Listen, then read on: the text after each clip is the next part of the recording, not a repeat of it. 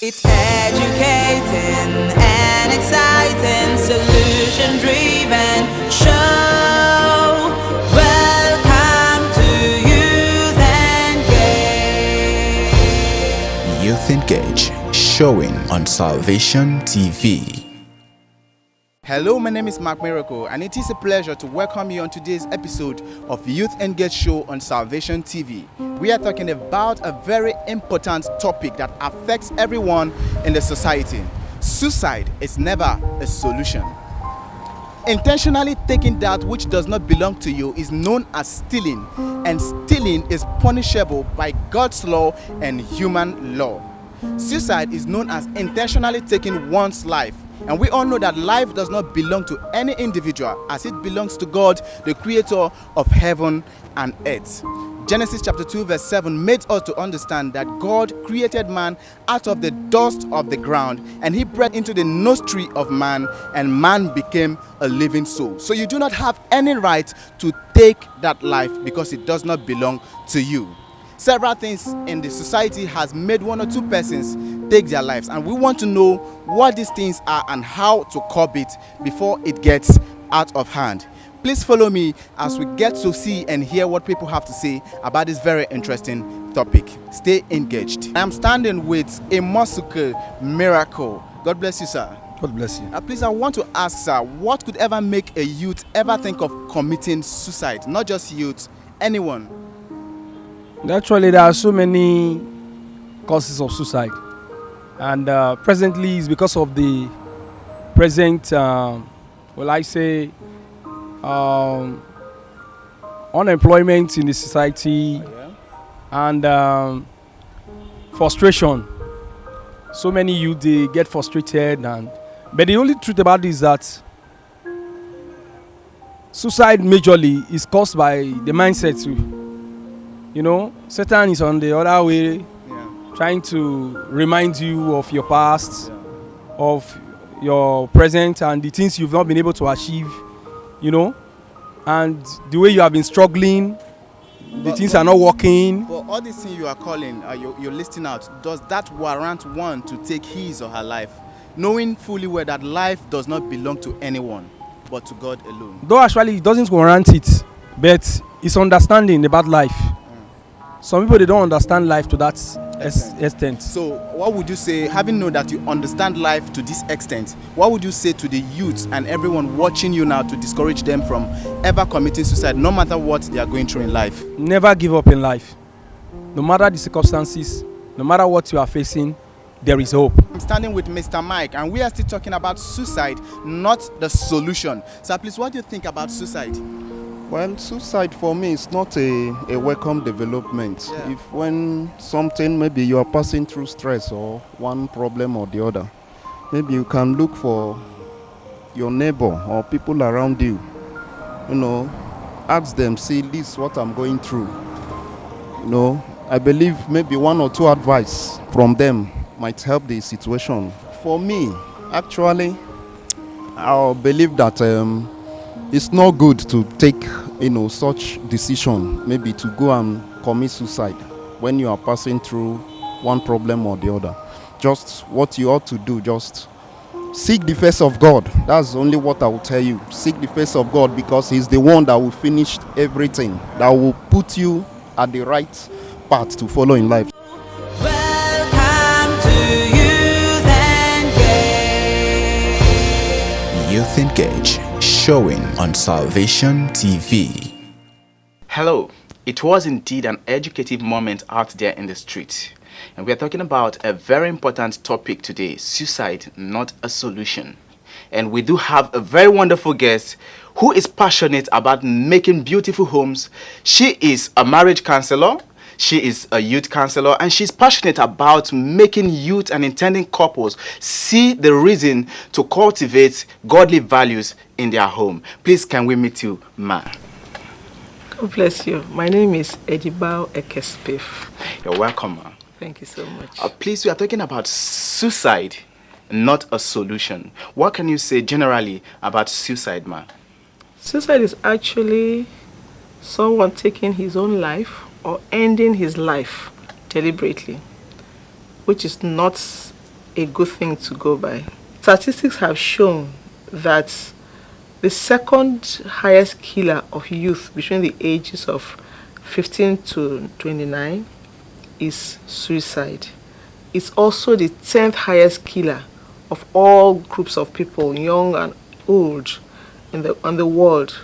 So it's something that should be looked into closely for those who are related to them. Society handle it, and then we should look for how to get this thing more up to reduce the statistics of the suicidal deaths. Okay, we would come back to that age statistics because it's very alarming and scary. But I would want to ask, is there any method of suicide that you know of that you can point out? Yes. The most common methods of suicide are hanging. Another one is drowning, jumping from elevated heights, taking of overdose of drugs. Then in these developed societies where people keep arms around them, firearms are also used. These are the most common methods of suicide. When you mentioned the statistics that between the age of 15 and 29 is the most prevalent ones that commit suicide, I got a bit jittery. Why is it so common with this age?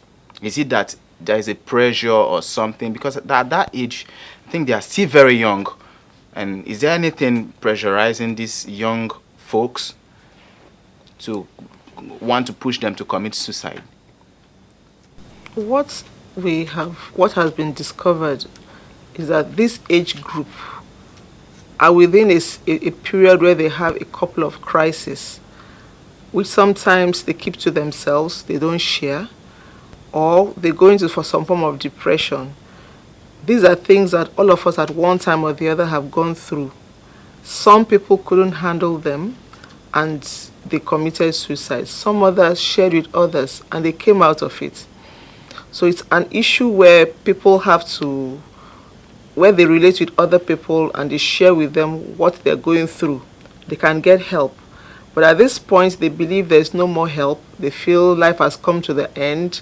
Nobody loves them. Nobody cares about them. So they get to a point where they think the only alternative is to exit the world. What would you have to say to this extent?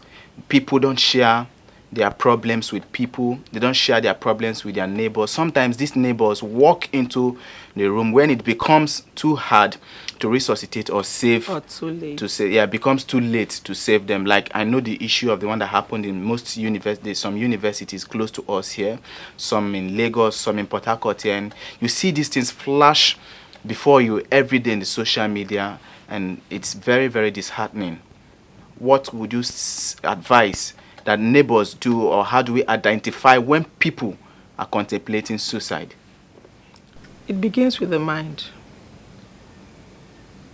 Once someone has a thought and you give value to the thoughts become feelings, and the feelings lead to actions. And these actions, if they are negative, they give you negative results. If they are positive, they give you positive results. In the case of suicides, issues arise, and these issues are various around the earth, around the world. It can be financial, it can be emotional, it can be relationships, it can be health. Somebody has a debilitating illness, terminal illness, or an illness he feels that he is alone. People feel they are alone. Nobody else understands them. Nobody feels what they are feeling. Nobody sees what they are going through. And the only way they think that they want to get this done is to get it all, tries to solve it all by themselves.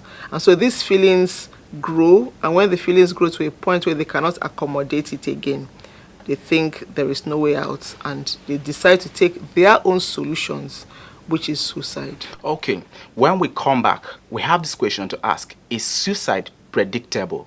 Let's take a short break. Welcome to Youth Engage. Youth Engage, showing on Salvation TV. Standing with Mr. Kennedy. As you know, we are talking about suicide, not the solution. So please, what would you have to say about suicide? First of all, I'd like to appreciate you guys for this opportunity and the work you're doing so far. I know how it is. But as regards your question, suicide, most of the time is drug abuse. And, because of the status of the economy in Nigeria and rate of unemployment and depression, a lot of people they cannot speak out for themselves. Yes. They are not confident with their words, and so for me, I feel it's something we need to pray about first of all, and let the government look into the issue of unemployment, because if this youth can keep busy, they will to distract them a lot from certain things, and I feel we're progressing in Nigeria. I know with time everything will be healed. Yeah. Another thing, home training. Parents need to engage their children, communicate with them, teach them a lot about the society because they have more experience. You value what you have. I know that in families there are children that are rebels, but it's how you handle the situation. I can imagine, okay, let me put a situation where a parent works offshore, the mom is a doctor, and the children are being handled by nannies, and they wouldn't have that one-on-one communication with their parents. Okay, suicide might look like an easy way to get out of pain, but it only opens you to internal pain because you are going to hell straight. It's not the solution and will never be the solution. Talk to someone about that depression you are going through. Once again, I'm Mark Miracle, and it's been a nice time with Mr. Kennedy. Do you have a nice time? Thank you so much. Adia? God bless you. It's educating and exciting, solution-driven show. Welcome to Youth Engage. Youth Engage, showing on Salvation TV. Hello, you're welcome back from that very short break. How possible is it to predict when someone is contemplating suicide? Okay, when someone is contemplating suicide, you will observe it from the person's moods and behavior.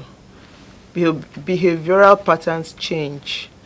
Someone who is outgoing, friendly, and all that begins to be more withdrawn, keeps away from societal activities, depression is very obvious.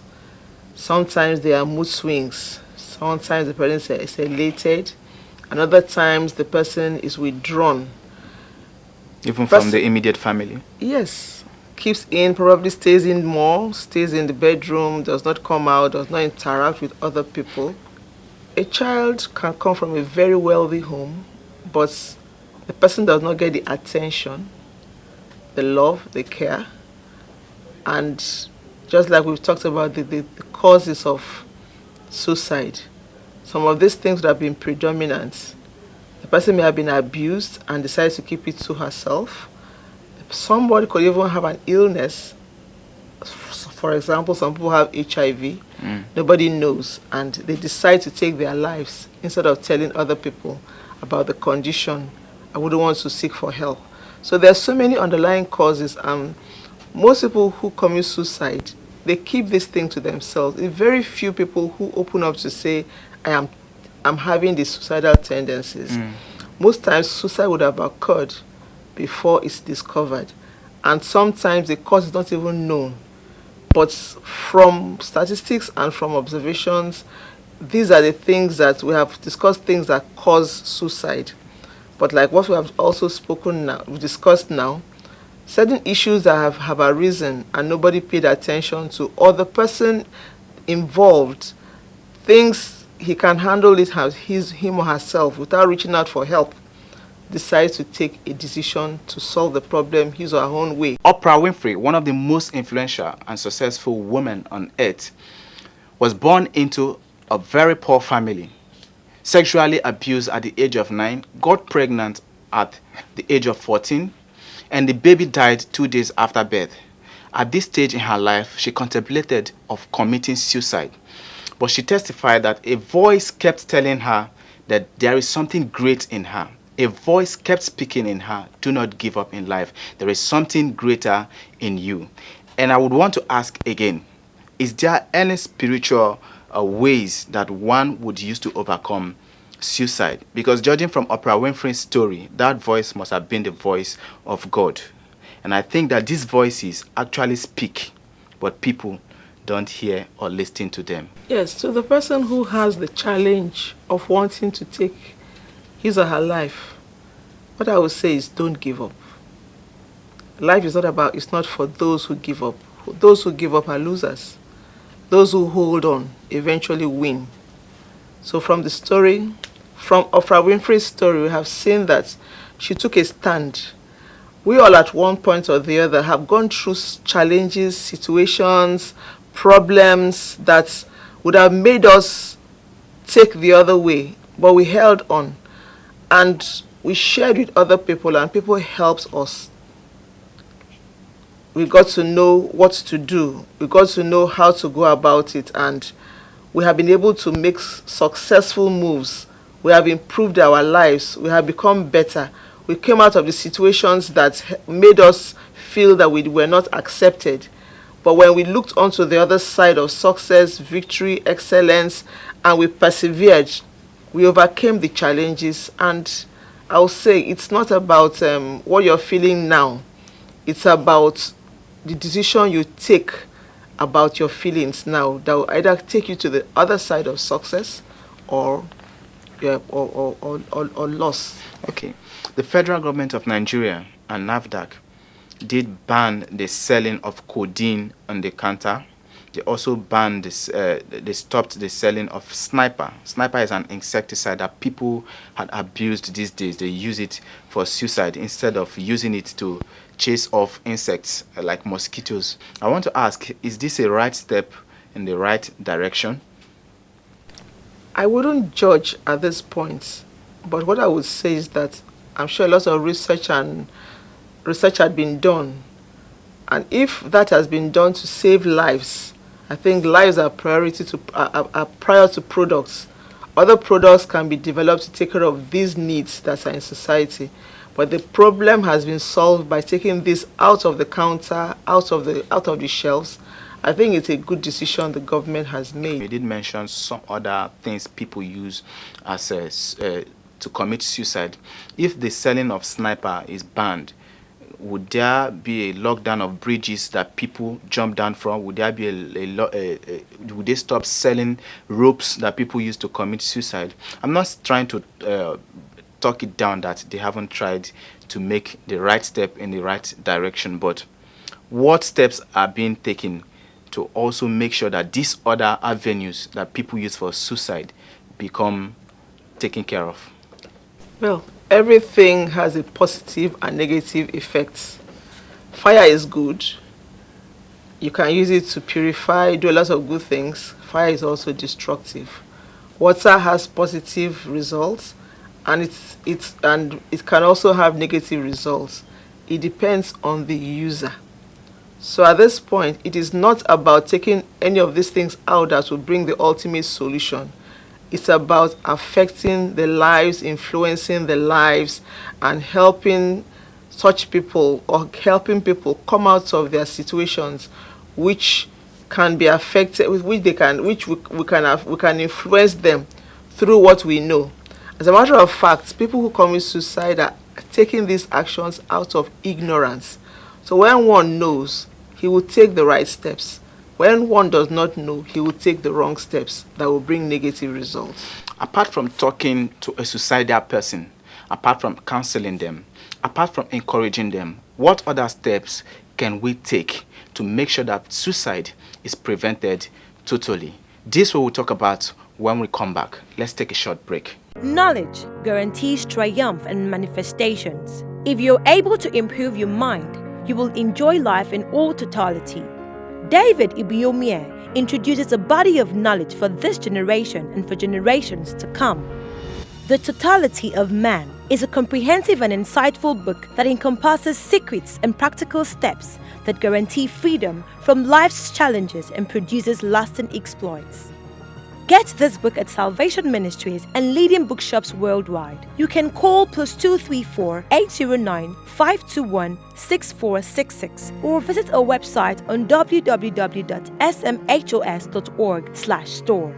Get knowledge and live in all totality, the totality of man. You're welcome back from that very short break. Apart from talking to a suicidal person, apart from encouraging them, what else do you think can be done to prevent suicide generally? First and foremost, they need to encourage the person who has gone through that. For the fact that the person has spoken out or has been observed and has owned up is the first step. Remember, there are many people who have died, who committed suicide without anybody knowing what happened. Yeah. But in this case, it's observed, the person has accepted, or has even opened or asked for help. Remember that you are not alone. What you're going through, you're not alone. Other people have gone through these situations and they have come out of it. For the fact that you've asked for help is the first step. And scripturally, the scripture says in Philippians chapter 4, verse 6 to 8, it said, "Be careful for nothing, but with prayer and supplication with thanksgiving, make your request known unto God." So the first key person that is important in your life, if nobody else cares, is God. So first of all, make him first in your life. Receive him into your life, accept him into your life, so that he can make that change. Solve that problem, turn your life around, fill that vacuum in your life, so that you can make progress in life. Do you personally think that the economy, our religion, and the society has a role to play in preventing suicide? The economy, the religion, and the society. I would say it's not about the economy. It's not about the religion. It's not about the society. It's about the person. I've earlier mentioned that our thoughts affect our feelings. When one thinks negative thoughts, the negative thoughts grow and it affects one's feelings. And when the feelings are nurtured, it results into actions. And the actions now could be positive or negative. We've spoken about Oprah Winfrey, who had negative experiences in her childhood. She would have given up on life, but she didn't. There's so many other people who have gone through these same challenges that the person who is contemplating suicide has gone through. But the person persevered and pulled through and succeeded. And I believe a lot of people who have gone through this are helping other people too. As one who has counseled lots of youth, and as one who has dealt with several customers, because I know that you help people as an entrepreneur. There are people you come across in life that prove to be very difficult, both business-wise, both during your counseling sessions. If one happened to meet a very difficult suicidal person, what would you advise to be done? What is most important is to penetrate the person's heart and mind. When the person sees with you, that's all. The person knows where the help comes. You're able to assist the person in the area of need. And the person is confiding in you, believes in you, then you can help. There's some people who, as much as you try, we want to dare it and go all the way. As much as possible, we save as many as we can save, but some still persevere and press and continue with what they are doing. But Paul said, he said, I persevere to save, I persevere to save some.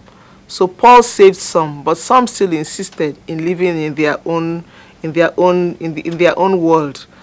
Then another thing you can do is a word of prayer. Okay. Intercession can go a very long way in assisting somebody in that situation.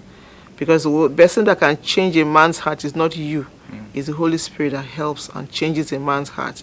So if you're able to pray, you pray passionately, you pray a prayer of intercession, God will intervene and help that person. As the time is no longer on our side, I want you, Ma, to give your final advice to the viewers at home.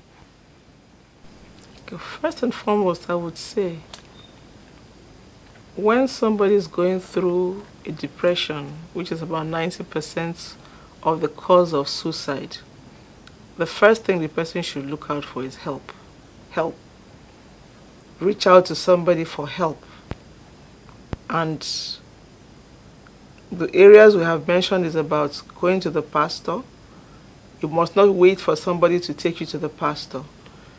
You also can go to a psychiatrist. You can also visit a psychologist. Tell a medical doctor your problem. That is step one. The next thing you should do is that you need help from God. You've always felt you are all alone. Nobody cares. Nobody will do it for you. Nobody wants to provide. But the first thing you should do is to seek God. God is always there waiting for you. His hands are spread out, waiting to embrace you, waiting to care for you, waiting to meet you at the very point of your need. So for those who are at home who are going through this, the next step I want you to take is to ask Jesus into your life so that your life can be transformed by him. You also don't need to think that you also need to source for information. But what makes somebody go out to take his life is as a result of ignorance. Ignorance makes somebody go out to think that the things he's thinking are right. The negative thoughts we now develop into negative feelings, and the negative feelings are results of give rise to negative results which are lethal. I want to let you know that you're not alone. Other people have gone through this and they found a way out of it.